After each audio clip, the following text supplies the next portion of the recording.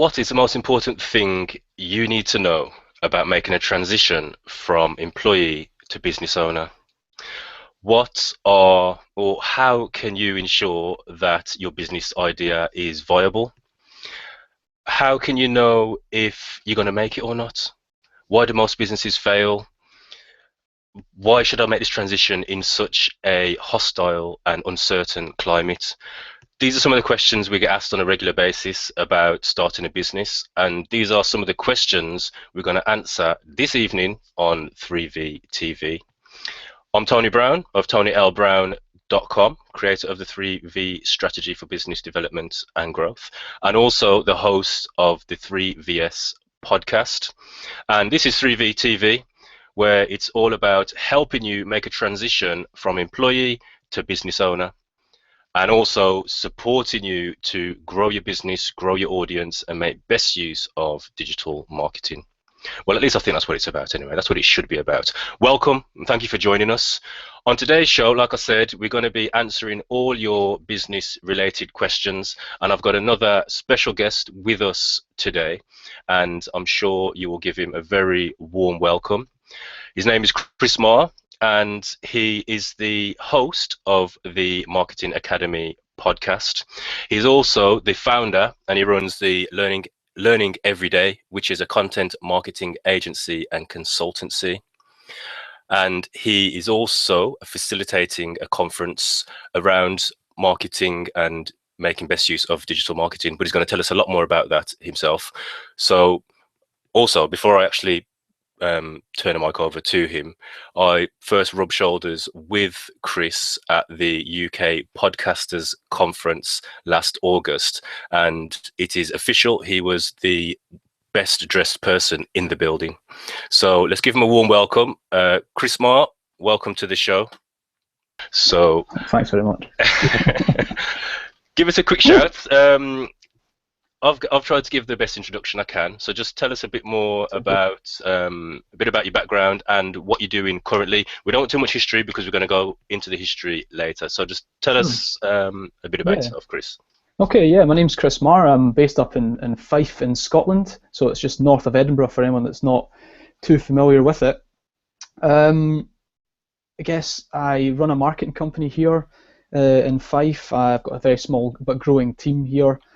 Absolutely love what I do. It's been a journey over the last 4 or 5 years to discover what that is, which I'm sure we're going to talk about.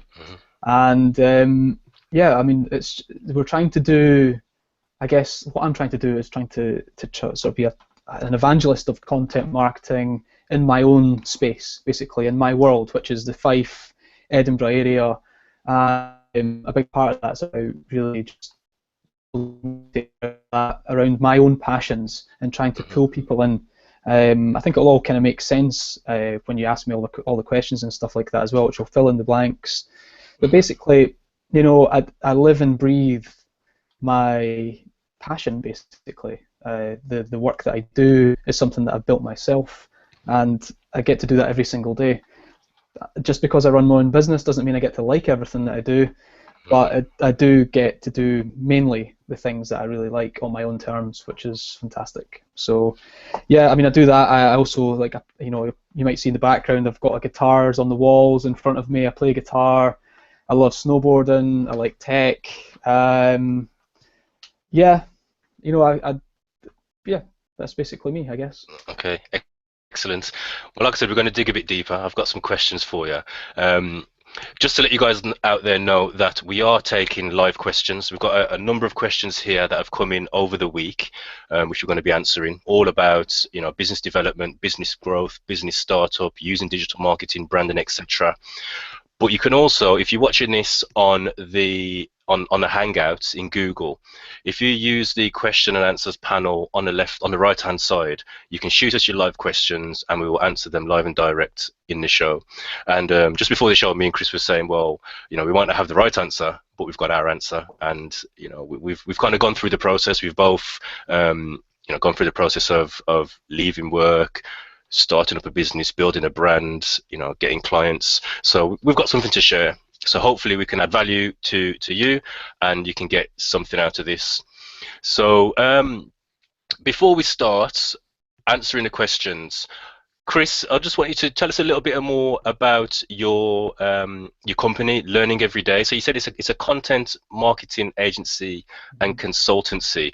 What's the day-to-day business? What do you do on a day-to-day basis? Okay, it's probably worth telling you what Learning Every Day actually is.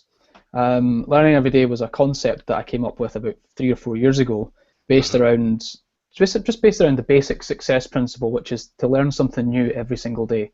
Hmm. So a large part of what we do is based in education. We teach people, even our clients that we're working with on an agency basis, we actually teach a lot of the time why we're doing these things, why we need to do certain content marketing things, and try and teach them and get them into the way of doing things. So I would say that 70% of what we do is based in education. It's all about learning. We do a lot of workshops. So on a day-to-day basis, I guess to give you an insight into what we do loads of different things. Like, for example, today I was on site with a client helping them with their new website brief that's going into development. Tomorrow I have my masterclass, which is about a dozen business owners that we meet once a month. We do half a day where we do an accountability session. We have I do a lecture for about 40 minutes on a single content marketing topic. I give them a book to read. We do mastermind, and then we do more accountability, and then we're done. And then we meet back again the next month, and it's called it's our masterclass basically. Hmm. I do free business workshops, business gateway workshops up here in Fife as well to help people understand what content marketing is. I run the conference, so I'm selling tickets day to day, trying to promote that. Hmm. And also trying to do the sales and marketing for my own company as well, which is about meeting prospects, talking to people about what it is we do, generating interest, desire for what it is that we do and offer. So very varied, very, very varied. Yeah. We do a lot of different stuff, but we get ourselves involved in so many different things with our clients, from website development to, in fact, there's days where, I was working with Google Business Views recently, and that's something that a lot of marketing agencies don't get the opportunity to do. And we spent 2 days with them, and then the next thing I know, I'm back home writing a blog article for an industrial roofing company. So that's kind of like the types of things we do in this sort of spectrum. Everything from traditional marketing to digital marketing to copywriting to website development and everything in between, basically. Yeah, yeah. I mean, it sounds quite hectic. Sounds like Mm, you got a lot going on. yeah, we do, yeah. The question most people want to know is obviously before you were doing what you were doing now, you were an employee, you worked for somebody else, I was. um, but you've made that transition, and Yeah. again, in terms of when I'm talking to people, everyone wants to know, how did you do it? I'd love to do what you do. And obviously they don't know the struggles behind the scenes, and they don't know, the ups and downs and the emotional battle, but they just see, you're working for yourself, you've got this freedom, this flexibility. How did you do it? And just share with us briefly about the process you took from when you were an employee, and then you kind of made that decision to move on and to where you are now. So take us through that. Okay, no problem. And can you hear me okay, by the way? Is it cutting out or anything? It's not the best connection, but we can hear Right. you. We can hear you fine. Okay, I'll speak slowly. So yeah, I was an employee once. From 2001 to 2011, I was employed, and I had a good job. I enjoyed my job. I really enjoyed working with people, the training, the development aspects of it. Was in a management role, Mm, and I had about 100 people working for me at the time. I mhm, would say that in my mid-20s, I really started to take personal development much more seriously. So I started to read a lot more books. I started to understand more about what management was and leadership was. And I think, to cut a long story short, I read Crush It by Gary Vaynerchuk in 2010, mhm, and immediately started a blog about leadership and management and trying to get my concepts and my ideas of what all that was out there into the world. And that was a big step. That was an important step in my whole transition. Trying to paint the picture here, but basically, I started that blog, started to understand a bit more about social media and what it meant and how I could use it to mhm, attract people to me instead of me going out to them. So my concept was that if I started to get all my ideas out there, I wouldn't have to apply for jobs. The jobs would come to me. And this is the whole concept of being a square peg in a round hole. That's what it kind of felt like at the time. And I knew that something wasn't right and I needed to find something else. But I didn't want to write another CV again. I didn't want to be like trying to fit myself into someone else's sort of box, basically. And so I changed the way that I was doing things. That kind of kicked off a lot of things, though, for me, like the entrepreneurship bug, thinking about how I could build my own thing that could be mine and not have to work for someone else. And it wasn't until I left my job in 2011 to go to university to study business at St Andrews that I realised, it wasn't until I left my job that I realised that I didn't want to go back to work for someone else. I kind of made a half a step, basically. Yeah. So I went into, yep. So the process to this point was you left work to go and study business at university full time. Yeah, exactly. Okay. So it wasn't a transition straight into a business. It was transitioning from being an employee to being a student. Exactly. Studying business. Okay. But there was an underlying thing there as well. I was, at the time when I was working, I was helping people in their businesses at night time, at the weekends, with social media and all that kind of stuff. Yeah. So I knew it's easy to look back and understand, but at the time I probably didn't realise what I was doing. I didn't realise what I was trying to do at the time. But in hindsight, marketing was something that I really enjoyed. Leaving my job, when I started creating the concept of learning every day was really when I left my job. I was uni at consultancy, so I still did a little with it a lot, and set up a business. Chris Marr consultancy is what I called it at the time, and that was another step on that journey to discover what passion was going to be. So it was gradual. It wasn't like overnight I decided that I was doing employee and I was or a business or whatever. It wasn't like that. It was far more gradual how I could get that clarity around it. Took me years really to grips with the concept. I got to that clarity doing it by making those steps. So every time I made a step, I had no idea what I was doing, and it slowly became clearer and clearer. Does that make sense? Yeah. So, I was able to, instead of sitting in my office, in my job, dreaming about all the things I wanted to do, I just made the change, and then made another change, and then made another change, and slowly but surely, I managed to figure out what it was that I wanted to do. Yeah. So how did you go from sort of having no clients to then having these people pay you for your services? I don't know. it just happened. Somebody called and says, I'll pay you to do this for me. No, that was, you see, this is where the combination of like 4 years work comes into, I guess. It wasn't like I left university June 2013, graduated, went straight into trading as a limited company, running every day. Yeah.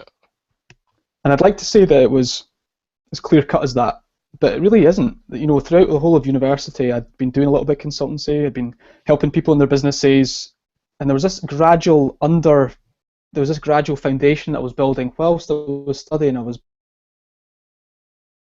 building something else under. Then, that then became this learning every day, became this company. So it was very gradual. It's like someone saying, when you hear a new band and everyone's saying they're like an overnight success when actually they've been around for 10 years working underground. It's kind of like that. Kind of feels like that, where it's like almost like you came on the scene and everyone's like, where did this guy come from? When actually there's nothing like that. Yeah. That makes sense. I don't know if I've answered your question, but basically the way that's how it worked. I am where I am today because of 4 years of hard work. The last 18 months has been, and there's no way I can't really. I think it's all about networking. I just hit the ground, got in my car, and went to every single meeting I could, met as many people as I could, driving down to Liverpool, Birmingham, Manchester, London, even further south in London, to go to one single meeting, to come all the way back, just to meet as many people as I could. That's how I did it. I think just hard work. I think there's no other way to really to say that there's a magic bullet or anything like that. It was just a lot of hard work. Yeah, yeah. And I mean, that's a serious commitment of, it's not like you're driving from the Midlands, you're driving from Scotland, Yeah, I mean, we were. further south than London. I mean, One meeting. you know how they say that it's all about the people you hang around. You know, the average of the 5 people you spend the most time with.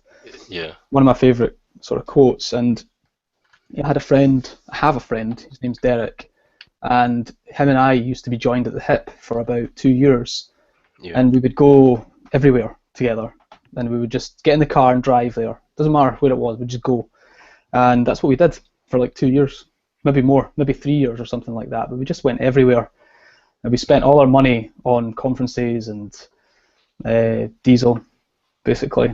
Yeah. You know.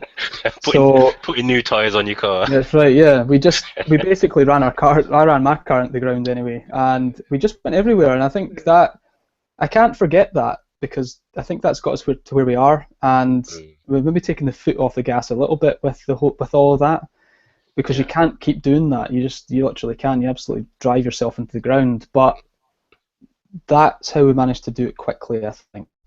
We even appreciate it. It was constantly getting people. I totally believe in building relationships with people. I think where business comes from, and like we were talking about in the pre-chat, it's like you've got to build first before you get to the results. And I feel like we're acting without any like boots on the ground. So yeah. Yeah, yeah. Yeah, I just want to remind people as well, if you're watching this on tonylbrown.com, you can actually post your questions using the chat function at the bottom of the page. There's a little chat box at the bottom. So if you do want to send us some questions for us to answer on the show, you can do that by using that little box. I've got that open over here. So we'll get your questions and we'll answer it. Again, if you're watching this in Google+, you can use the question and answers panel on the right, and we will answer your questions live and direct on the show. Business branding, digital marketing. Chris, you've mentioned content marketing, and what I don't want to do is assume everyone understands what that actually means. When you say content marketing, what does that mean to you?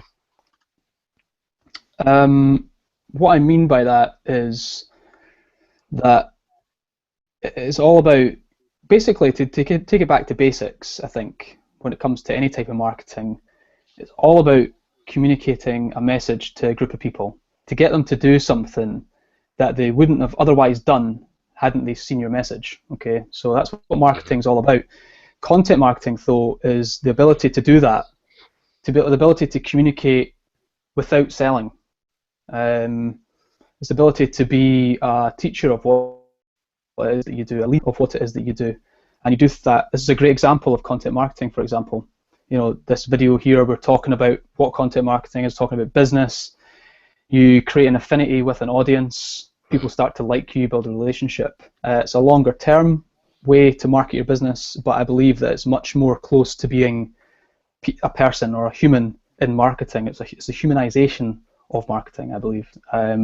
So it's just a different way of communicating, a different way where a business can become a more social organization. For some organizations, that's a cultural change. Like, they actually have to change the way that they communicate internally within an organization to be able to communicate better externally. It's taking your customers and your audience and putting them at the heart of your communication, your story, whatever it is you want to share with them. It's getting to the grassroots with them, putting yourself in their shoes, listening to them, listening to their problems, communicating with them, and without selling, and being able to be a teacher of what you do. It's like taking that philosophy of being able to provide solutions to their problems and questions to their answers to their questions, and doing that in a way which is like a podcast or a blog, or well, that's the tools that we use nowadays. Social media, for example. But I believe, for me, the definition is somewhere around the area of being able to communicate without selling. I think that encapsulates it for me. It is maybe slightly different for other people. They may have a slightly different definition, But for me, that's what it is. Yeah, yeah. I just want to sort of back up in terms of your story you shared. Obviously, I've just launched TonyLBrown.com. Previously, my core business is I run a youth engagement agency.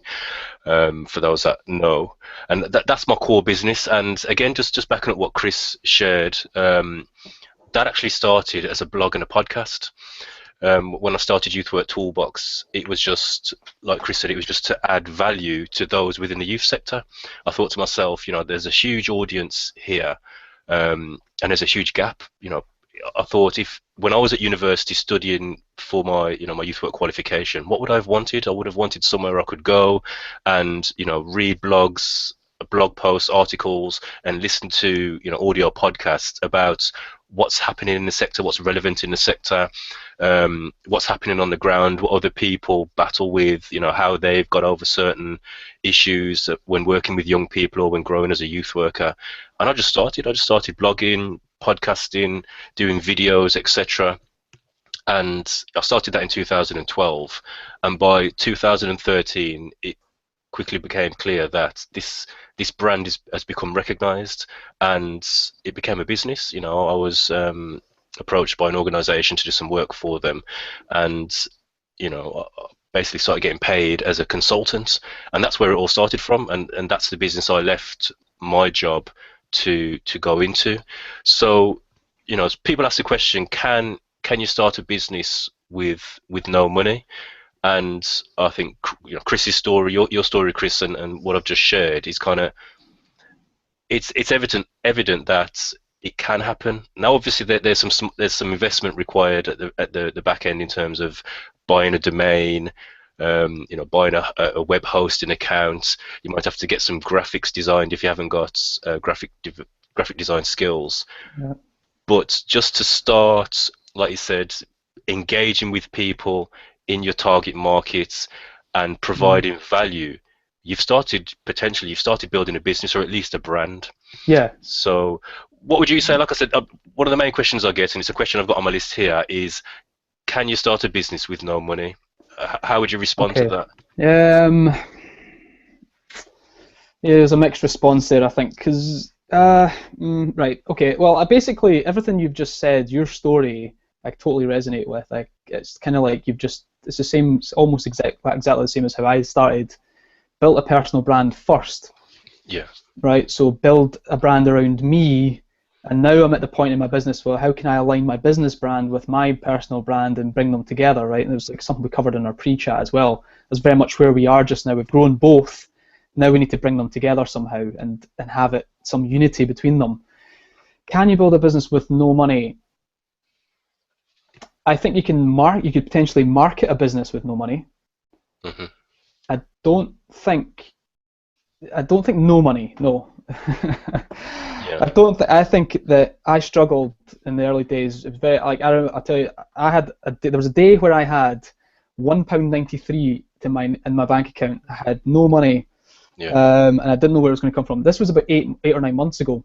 Mm-hmm. I had no money, like nothing. I didn't have enough money to pay the mortgage. I didn't have enough money to do anything. I had to borrow some money to get me through to the next month, and the next month I made a little bit more money, and then a little bit more, and a little bit more, and eventually we're getting to the point where we've got some traction. We're in the black.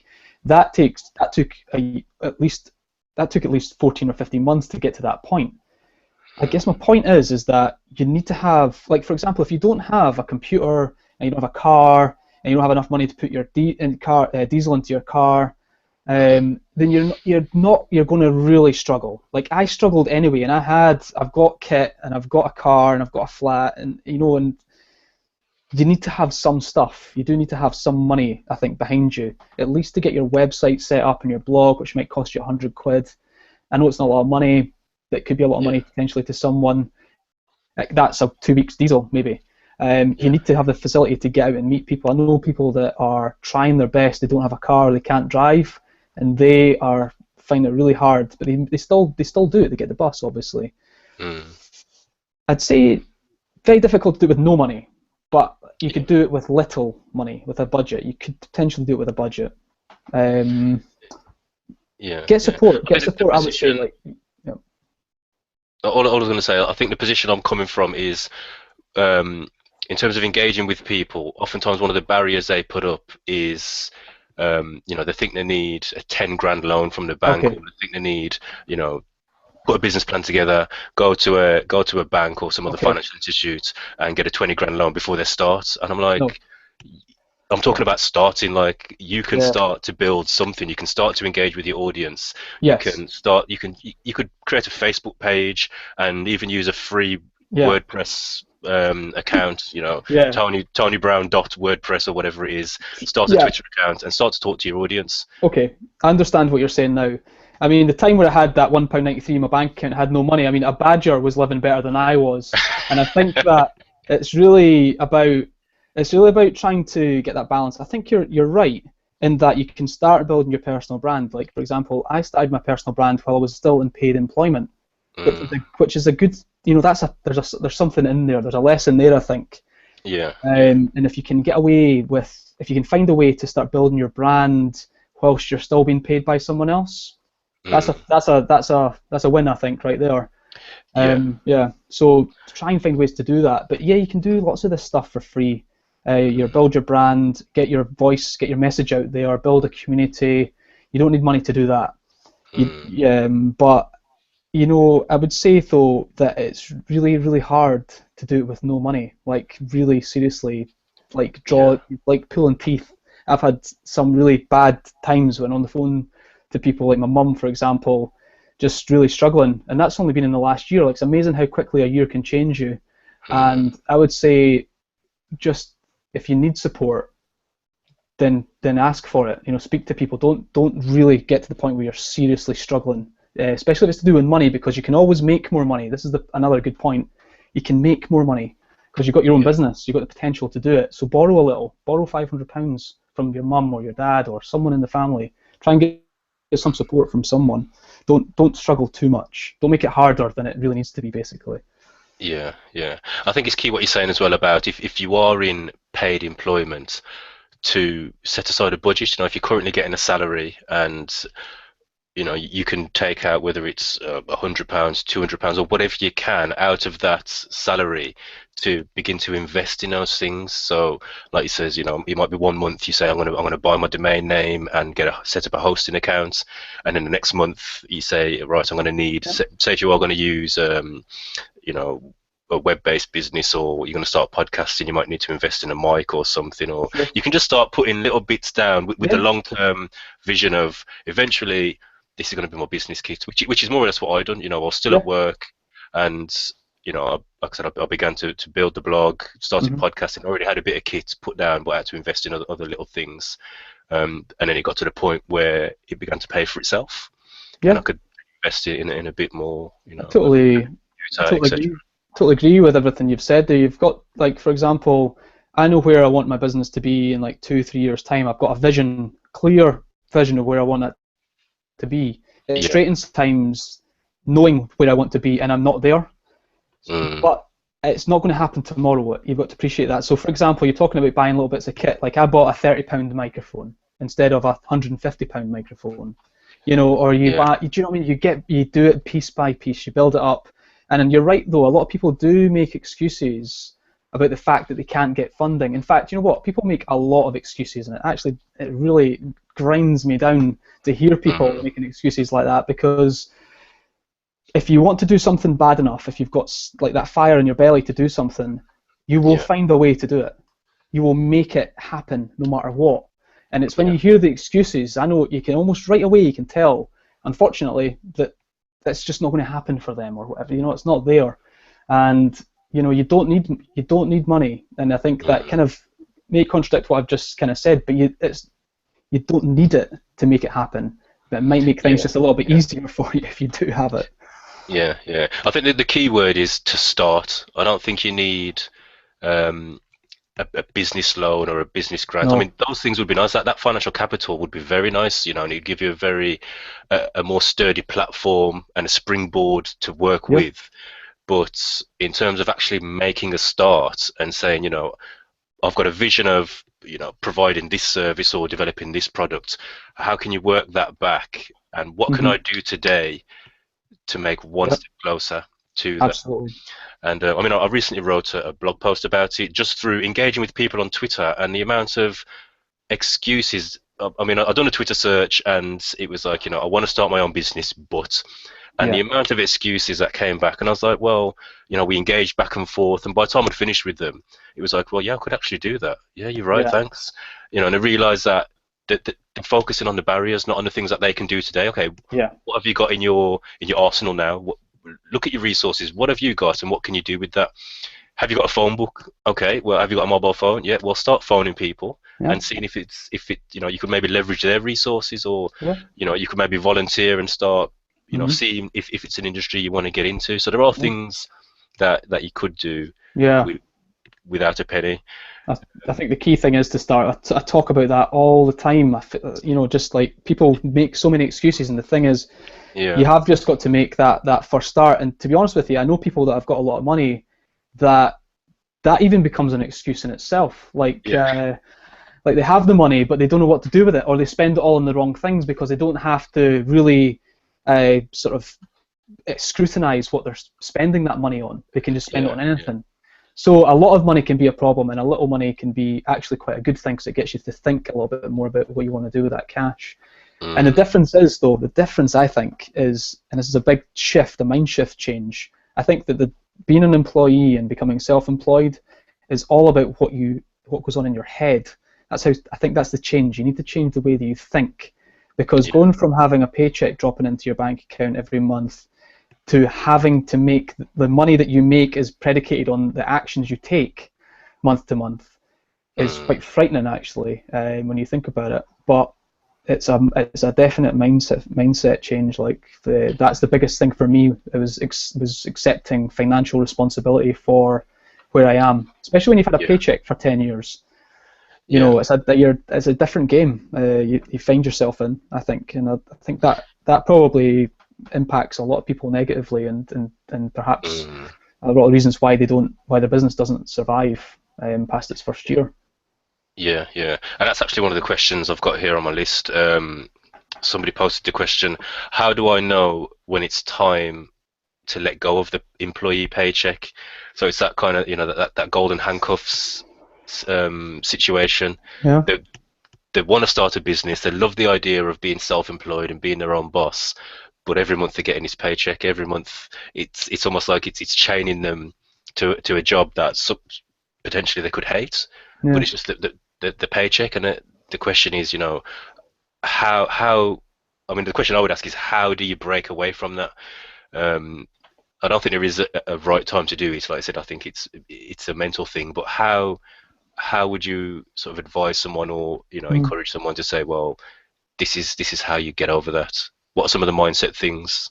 Okay, mindset. Yeah. Okay, so that's probably the best place to start, because it's not really about what I think you should do.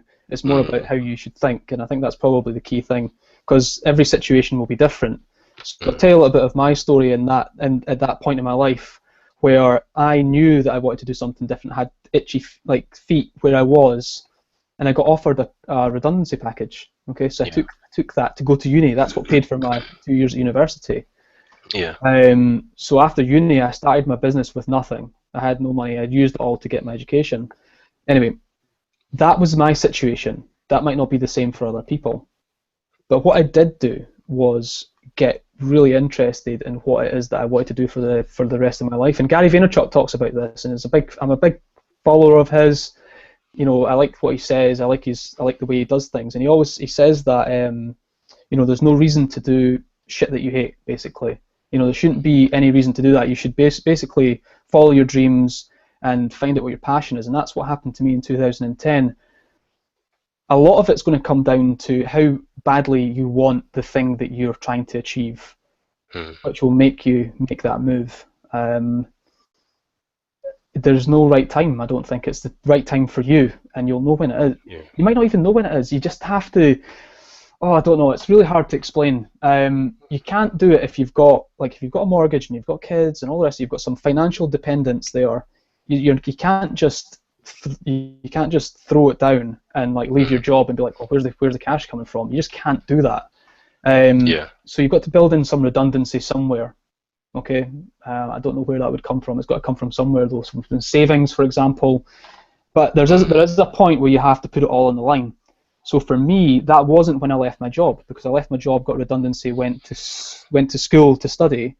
That moment where I put it all on the line, basically, where I've said I'm going to do my own thing, was when I graduated from uni. I was asked to apply for a job. I did that. I found myself going back into, how I said that I never want to write a CV ever again. I found myself back about to write a CV, and I was like, what am I doing? All my friends at university who were graduating were writing CVs and applying for jobs at Accenture and McKinsey and all the big banks and all the rest of it. So for some reason, I felt obliged to start applying for jobs. Long story short, I spoke to the director that I was supposed to go in for an interview the day after, and I said to him, look, I'm not going to come in for the interview. I can imagine you offering me the job and me turning it down, because I don't want to. I've got to go and do my own thing now. And that was that fork in the road for me, where I said, getting a good job is no longer an option for me. It's just, I've got to make it not an option, because if I have a backup plan, like, for example, if I sat there and said, look, what's the worst that could happen? I'll tell you what I'll do. I'll give it a shot. I'll go into and do this learning every day thing. I'll give it a shot. It doesn't work in 6 months. I can always get a job. I made a decision that day that getting a job was not an option. So when I got to that point where I had £1.93 in my bank account, I wasn't on jobs. I wasn't on the jobs websites looking for jobs. I was like, I need to sort this out. I need to find clients. I need to make sure I'm getting the cash in the bank. I need to accept responsibility for where I am. And that was that moment for me. It wasn't the redundancy leaving work. It was the moment that I was graduating from university and then decided to not be employed again by someone else. So that's probably the defining moment in the transition between going from being employed to self-employed. Yeah. That's probably clearer now, I think. Yeah. What was the question? It was a mindset shift about. That's it. Yeah. So that was it. There was a decision. Yeah. It was a decision in my head that day to accept, to make the decision to myself that getting a job wasn't an option, because I did feel that if I could have made that excuse, like, it didn't work. Oh, you know what? I'm just going to get a job. I had to decide that day that wasn't an option, because I could feel myself, if I made an excuse then, that it wouldn't have worked. I wouldn't have given it everything I've given it, and it wouldn't be where it is today, and I'd be working from someone else, probably hate myself for it, and be that square peg in a round hole again, and I didn't want to do that. So it's hard to say, but there'll be a time where you'll just need to probably make that decision in your head and take responsibility for the direction you're about to go in. Some people will do it. Some people will basically cower away from it because it's risky. Yeah, definitely. I mean, I like you said, it's kind of echoing my own journey. Even with the redundancy, our sector was under pressure in terms of the financial cuts, etc. Budgets were getting cut, and when I started blogging and podcasting within the youth sector, we'd just gone through a first round of cuts, and we lost 50% of our workforce. So in the back of my mind, I knew that I'm doing this for a purpose. It's not just to add value. I'm beginning to build a platform that when the cuts do come, I'm not starting from standstill. I had a friend who was also working in the sector, and he got made redundant. And he called me and he says, Tony, he says, I know your job's safe for another 12 months, but don't wait. Don't wait until you get made redundant before you start. He says, I encourage you to start now.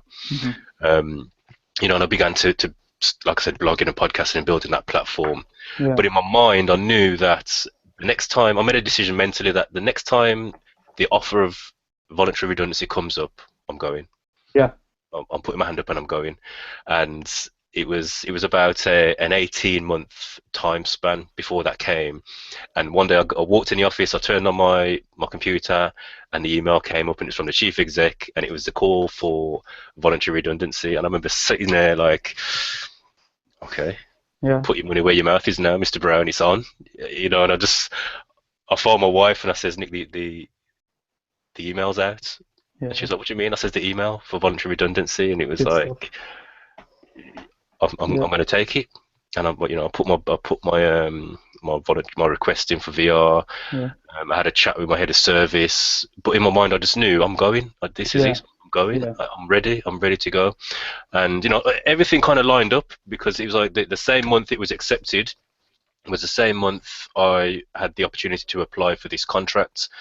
So everything kind of lined up, and I just knew it's the right time, and I just set it in my mind. I'm leaving work on the 31st of December 2013, Okay. and that was that. And I took the plunge and went. But like you said, within all that, there's been times where I've looked at the bank account and I thought, what am I doing? This is not a game. This is serious. Yeah, yeah. I've got 4 children. And Wow. Yeah. this is not a game. It's serious, but there's no looking back. It's not like, okay, let me go and get a job. Even though at times I've had a look at the job boards to see what's out there. Hmm. I know that I've got to get on the grind, get some clients, touch bases with some schools, some past clients, see if there's anything else we can offer, and just make it happen. Yeah, And you just got to work. that's it. That's it. So we encourage you guys out there. If it's something that, like Chris said, if you've got that burning desire to do this and to be your own boss and to start that business, Mhm. when the right time is, and the excuses, and the barriers, and if it is the golden handcuffs, Yeah. that. And what I would say is, and I've heard it oftentimes, is life is not a rehearsal. You get one chance. Mhm. And like you said, you don't have to live a life doing something that you hate. It's the choice is yours. If you hate the job, leave the job. Yeah. Go into something you like. The funny thing about that is that people, when I left my job, people would say, I wish I could have done the same as you, Chris. You've in a different position or whatever. And I was like, Yeah. look, I just made a choice to leave. You could have done exactly the same thing as me. It's just a choice. We all make choices. Some of us make bad choices. Some of us make choices. Some of us don't make any choice. That is another big problem. Some people just don't go through life not making any choices at all, and that's potentially the worst situation to be in. Yeah. Just sort of being blown about by the wind, and whatever happens, happens, and Exactly. before they know it, they're looking at the later years of life, thinking, "What have I done?" Yeah, it just went What have I past done? them. What I would say as well is just on the thread of trying to figure out if when the right time is. Mm-hmm. I think that another piece of solid advice that I would take if someone was to tell me 3 or 4 years ago is to build your network up whilst you're employed, is to get out and meet business people, and they're there. You can go to their events and their meetings and things like that, because I truly believe that you are the average of the 5 people you spend the most time with, and if you're hanging around people that are doing the thing that you want to do, then it'll rub off on you, and you'll end up in that space with them. I know that to be true, and I think that that's a really solid piece of advice. So if you are at work, you do want to leave, or you want to leave, you want to find something. You might even you might not even know what it is that you want to do. You've got to go on that discovery. You've got to go on that journey of discovery to do things that you've never done before. So that might be going to business networking meetings, or to go to conferences you've never been to before, starting a blog. You've got to do something that changes where you are, so you can figure out what it is that you want to do, because it might not come to you overnight. But I would say that if you do know what it is, find a group of people that are doing it already and get around them, experience it, make some friends there, get some good advice from someone that's done it for years.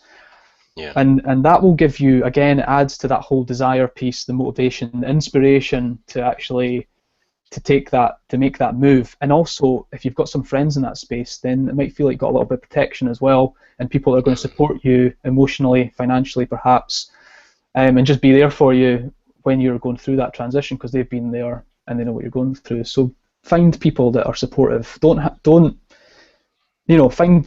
supportive people. Doesn't matter who they are. Sometimes your family aren't that supportive. I'm not saying that you've got to find a group of supportive people for you. And that could be something as simple as a Facebook group, or some kind of social network, or whatever, or even just a blog that you resonate with. There might be people out there who are blogging and podcasting, and you just kind of build up your network. I mean, my network when I first started was virtual. It was a virtual network. Like you said, I was listening to certain podcasts, following certain blogs, etc. I agree with that. Open a new world. I didn't know these people or engage with them personally, but Yeah. you kind of follow their progress and look at what they're doing. And you think, wow, I never considered Yeah. that. I think you need to have a conversation with someone, though. I do agree with you. I Yeah. think being able to sit behind your computer and reach into a different world, that is like an excellent idea for like research and trying to find inspiration and things like that. But you Mm. need to have conversations with people. I think there's a lot of people out there that are just, I don't know, they're not confident speaking to groups of people or getting in front of people that they don't know, but they're quite happy to do it behind a keyboard. And you Yeah. need to be able to speak to people. You need people to see your personality, the passion you've got for whatever it is, and they need to be able to like you. And they're not going to like you in a Facebook group. They need to Yeah. like you in person. You can't build your business from sitting behind your desk. You need to get Yeah. out. So it's a bit of both. I would say that my advice would be get in front of people as quickly as possible. Yeah. Yeah. And one way you can do that is by going to a content marketing event, Yeah, which yeah, that's right. Yeah, very maybe smooth there, Tony. Very smooth. go on. So tell us about the Content Marketing Academy. You've got an event coming up in September, 4th of September. Yeah. What's it all about? Tell us about it. So the Content Marketing Academy is a combination of a lot of things. We run workshops, as I've mentioned already. We've ran workshops for maybe 12 months, 14 months, something like that. And it's a combination of all of that. And really the reason we started the workshops in the first place was to get more people talking about marketing, build a community of people that were involved in content and marketing and business and had a passion and a drive to learn about it. The Content Marketing Academy came as a combination of all of that stuff that we'd done, and we wanted to do an annual conference for that. And it's grown arms and legs and ideas, and it's become this much bigger thing now. And we've put it's in Edinburgh on the 4th of September. It's called the Content Marketing Academy. It's a speaker-led event. We've invited Marcus Sheridan to be our closing keynote speaker. Marcus Sheridan is probably the heavyweight in content marketing thought leadership at this time. He's known across the world for what he does. He's a great guy. We invited him because of his personality, the way that he gets that across. So we're like really excited about being in the same room as him. But we asked him to do a workshop while he was here as well. So he's in a half-day workshop the day before, and that's a very small, intimate event. We've only got 40 tickets for that event, and that's something that we're like, I am seriously cannot wait to be in the same room that day with him. So really, the Content Marketing Academy just takes the philosophy of everything I've shared with you already and puts it into that conference space. It's a live marketing event. It's for business owners who want to embrace the philosophy of content marketing. They want to learn more about content marketing, but probably more importantly, and the reason we kind of bridged into that is to get around people that are like-minded. So it's basically creating a companionship of like-minded people who want to get together and talk about marketing and meet each other and share ideas. And it's not just about the speakers, it's something more than that, and that's what I want to achieve. There's nothing like it in Scotland. It's the first and only content marketing conference in Scotland, and we're doing it right here in Edinburgh. Okay. Where's that taking place, and where can people find out more about it? Okay, so you can go to thecontentmarketingacademy.co.uk or just simply tcma2015.co.uk, and that's the website.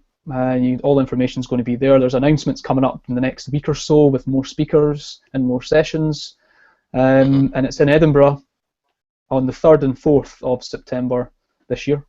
It's at the Hilton. Have you confirmed a venue? Go on, sorry. Yeah, it's at the Doubletree by Hilton Hotel, right in the centre of Edinburgh. Okay. If I do attend, I'm going to make and try my hardest. I'm going to make every effort to try and outdress you at that event. Outdress me, okay. I'm going to hire a suit. I'm going to hire a wedding suit. I mean, when I saw Chris at the last conference, I mean, the brother looked sharp. I was like, this guy is sharp. So you're embarrassing me, Tony. You're embarrassing me. It definitely worked. If that was your strategy, let me outdress everyone. Forget business cards. I just threw something on, mate. I just threw something on. Yeah, wow. Well, I've seen the wedding pictures, so I know you don't play when it comes to the wardrobe. Yeah. So yeah. Just quickly on content marketing, a question or a statement I hear a lot of people make, and I just want to hear your thoughts on it. Even at the conference, we was at that the UK Podcasters Conference, and I'm speaking to people, and it's like, oh, what do you do? I'm starting a blog. Okay, so what do you do? Yeah, I'm starting a blog and it's about this. So, or you ask people a question, it's like, I'm starting a business, what are you going to do? I'm starting a blog. And it's like, okay, is blogging a business? No. Okay, No. break it down for us, Chris. Tell the people, please, because go on. Well, simply put, a blog is not a business model. I wouldn't have said no. God, why is it not a business? Well, first of all, it would have to add value to someone. There'd have to be value behind it. It'd have to add value some way, shape, or form. Are people paying to read your content? Are you making money from it? That would be another big question of mine, and that would probably test it, because a business is something that adds value, makes a profit, right? I guess, and a normal business anyway, maybe not. Even a social enterprise has to be profitable, to invest and back in their business. So I would say that would be my big questions. I mean, obviously you can make money from blogging. It can be a business model, but a blog on its own is not a business, I wouldn't have said. There'd have to be a business model around it. So ads, advertising, perhaps guest blogging, interviewing. I don't know, there'd have to be something else. So yeah, I would probably ask a lot of questions on that one, to be honest. Like, what's your concern there, do you think? Well, I just think, like I said, when I was at the conference and I spoke to a number of people, and I'm coming from a position where my blog is a platform that I use to promote my business. So it's a platform I use to add value to my target markets, to draw them back to my site, to build my brand, to say, this guy knows what he's talking about, and he obviously, he positioned me as an authority in my space, so that when I was approaching potential clients, I could say, well, this is who I am, this is what I do. Go and check out my blog, or go and listen to my podcast just to find out a bit more. So my business wasn't my blog. No. My blogging helped to build my business, which from my perspective, and I'm sure you agree, is content marketing. I add value to you. You consume that content, you build trust with me, and then we begin to build a relationship, which could then become a business relationship. Yeah. But I think people miss that out. People think that they can start writing, start blogging, and throw a few adverts on there, and I think they're going to make some money. And it's a misconception that I think a lot of people, or some people that I've engaged with, have got. So it's change days. I think that high traffic websites with ads and stuff like that will work if you do it properly, but it's not like a game. It's not a game that you want to. It's not a game to play, I don't think. It's a lot harder than a lot of people probably assume. I know a few people that have tried it and failed, to be honest, through doing affiliate marketing and things like that. And I know I've got a good friend of mine who's been in that space for a long time, and it's a tough game, because, like, for example, you're basically relying on Google a lot of the time to drive traffic to your website, and then the game can change like right in front of your face. So no, it's not. And I think the point that you've made there, which is quite interesting, I think, is that by having a blog or a podcast or a show like this, it joins the dots between your offline world and your online world. So the example you gave was when someone said, oh, you should check Tony's blog. This is Tony, but you should check out his blog as well, because when you see Tony here, he's going to tell you something, and now what you're going to do is you're going to go to his blog and it's going to say something similar in the same tone of voice, the same philosophy, the same mindset, whatever, and it joins the dots, adds credibility. So your offline world is aligned with your online personality as well. And I think that for a traditional business model, a service-based business like yours or mine or whatever, that makes a lot of sense. It makes a huge amount of sense to have something like that. So a blog can be different things to different people, but I think on its own, it's not a business. No, I would say probably straight up, no, it isn't. But I mean, I would be willing to hear anyone's thoughts on that.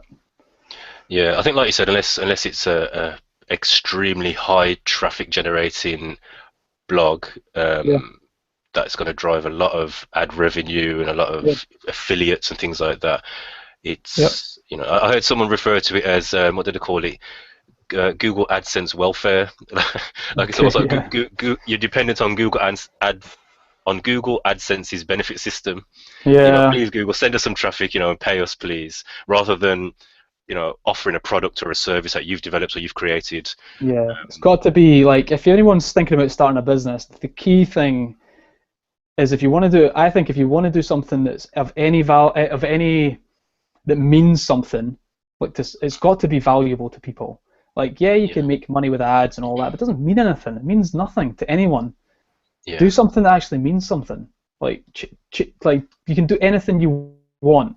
Just do something that changes the world, changes your world, changes somebody else's world. Do something that means something. That is more valuable than anything else, I think. That would be what I would. That's my message to people that are, thinking about it, is to just do something that's valuable to people. yeah. And that's going to be our closing word. Do something that's valuable, do something that changes lives, and do something Yeah. that really helps people. Yep. So, Chris, listen, thank you very much. I appreciate you sharing your insights with us and just No spending problem. this hour with us. It's been good, and I've looked forward to this interview for a while. So, Yeah, thank you. thanks for your time. Really Cheers. appreciate it. You're welcome. You're absolutely welcome. I loved it. I had a great time. Excellent. Guys, listen, I will see you again next Thursday. Like I said, we're here every Thursday, 8 p.m. It's 3V TV. We're answering your business-related questions. Um, we'll have the live Q&A going every week. We'll have a new guest next week. I've got somebody lined up for you. Don't forget, if you haven't already done so, go over to tonylbrown.com/my free guide, and there's a free gift there for you. And also, just to give you a heads up, I've got something special coming down the pipeline. So if you get that book, you will, well, I'll just give it away. It's a free book, basically. If you get that, that'll sign you up on my newsletter, and you'll get a regular email from myself. And within that email, you'll find out what's coming down the pipeline. But I'm excited about it, and hopefully it will be valuable to you. So thank you for spending your evening with us. We hope that you've been encouraged, you've been inspired. Um, get rid of the excuses, guys. If it's a transition you want to make from employee to business owner, just let go of the excuses, and just start. Just at least make a start. There's been a lot of things shared today that you could go and put into practice. Go ahead, do it, but ultimately enjoy it. Thank you, and I will see you again next week on 3V TV. Good night.